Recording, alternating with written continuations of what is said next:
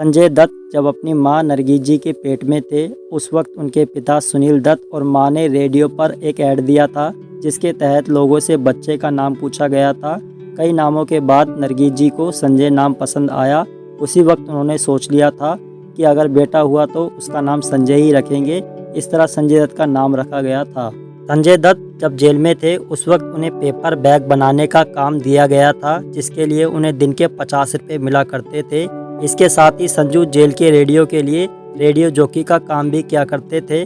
सारे कैदी तो संजय दत्त से मिल नहीं पाते थे, लेकिन रेडियो के जरिए संजय दत्त उन्हें अपनी ज़िंदगी के रोचक किस्से सुनाया करते थे। आपको बता दें, संजय दत्त बहुत अच्छे स्टोरी टेलर भी हैं। संजय दत्त जब जेल से बाहर निकले, उस वक्त उनकी कमाई 30,000 से ऊपर की हो चुकी थी, जिसमें से वो सारी इनकम जेल की कैंटीन में खर्च कर चुके थे। उनके पास बस 400 रुपये थे, जो उन्होंने अपनी पत्नी मान्य दत्त को जेल से बाहर आने के बाद दे दिए थे। पर वो नशे के बगैर रह नहीं सकते थे, इसलिए उन्होंने अपनी सॉक्स में ड्रग्स छुपा लिए थे। उस वक्त संजय दत्त को इस चीज़ का एहसास नहीं था। बाद में एक इंटरव्यू में संजय दत्त ने माना कि ये बहुत बड़ी गलती थी।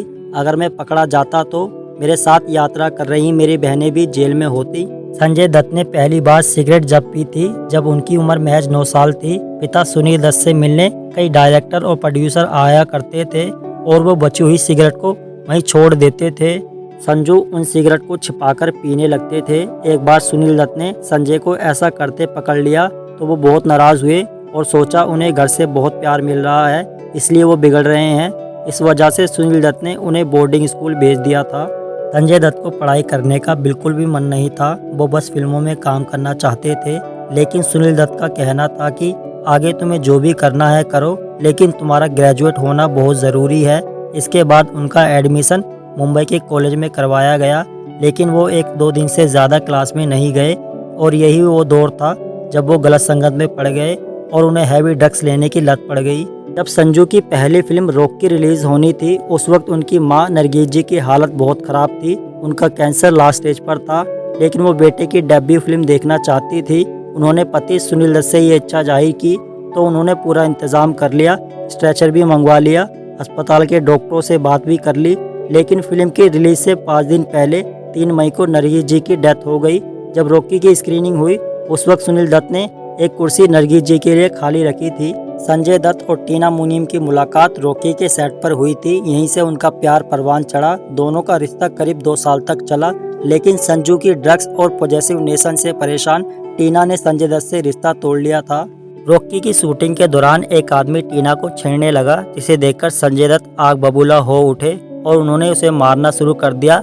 टीना ये सब देखकर बहुत डर गई।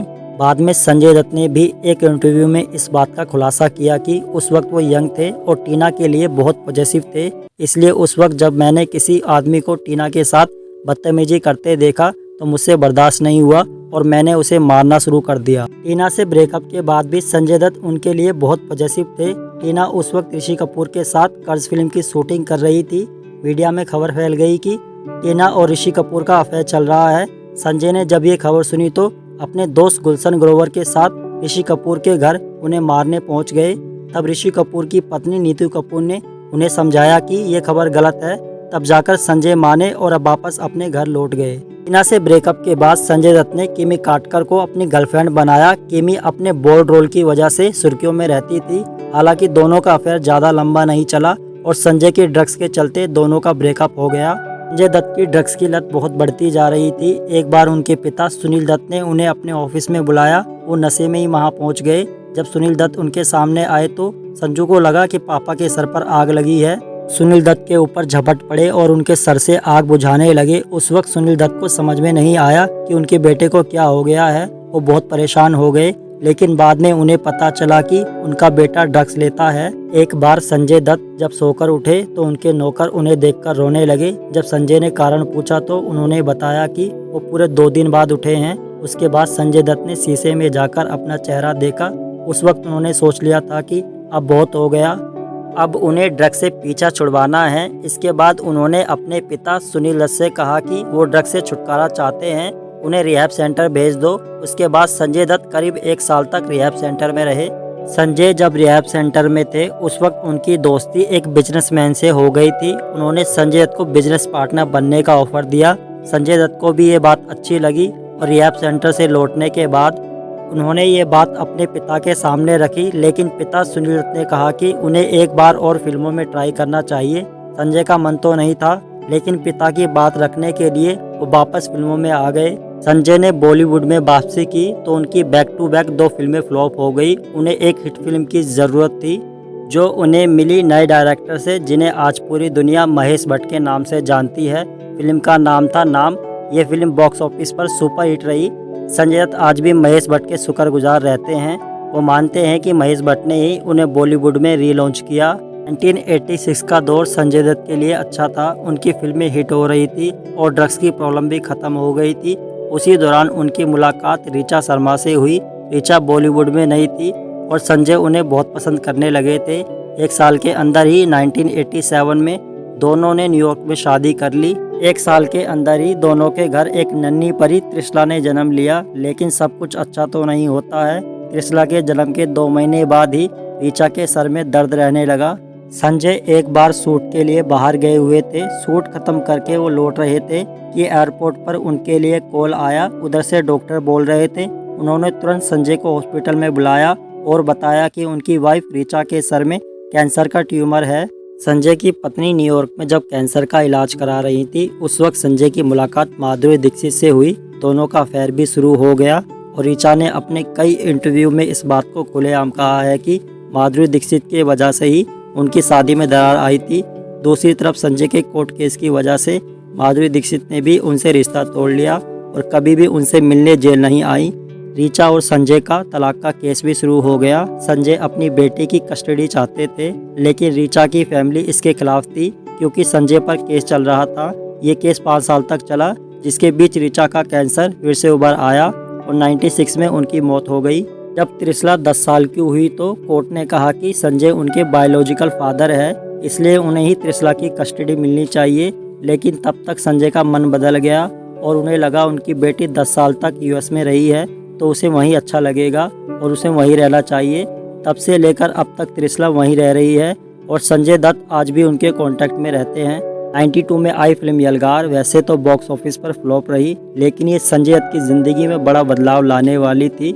इस फिल्म के डायरेक्टर और एक्टर फिरोज खान ने संजय दत्त की मुलाकात अंडरवर्ल्ड डॉन दाऊद इब्राहिम से करवाई। यहीं से संजय दत्त का अंडरवर्ल्ड से कनेक्शन शुरू हुआ। फिल्म सनम के प्रोड्यूसर समीर हिंगोरा और हनीफ कंडवाला ने संजय की रिक्वेस्ट पर संजू को गन लाकर दी।